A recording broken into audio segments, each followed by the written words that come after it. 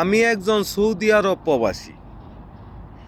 যারা সৌদি আরবে নতুন আসবেন তাদের বিষয়ে আমি ছোট্ট একটা বয়েস দিব। জি ভাই, ভিডিওটা দেখতেছেন, আপনি শুধু ভিডিওটা একটা কমেন্ট করে দিবেন আর একটা কপি লিঙ্ক করে দিবেন। ভাই, বর্তমানে যারা সৌদি আরব আসবেন আপনারা খুবই জাইন্না বুঝে আসবেন।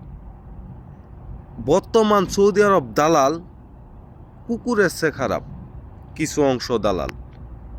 তাই জাইন্না বুঝে আসবেন।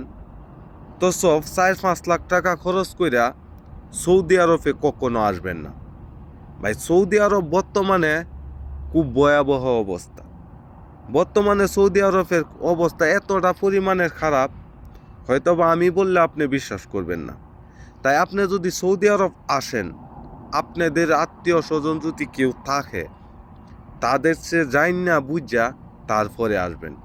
কিন্তু দালালকে বিশ্বাস করে হঠাৎ করে এতগুলা টাকা দিয়া সৌদি আরব আসবেন না।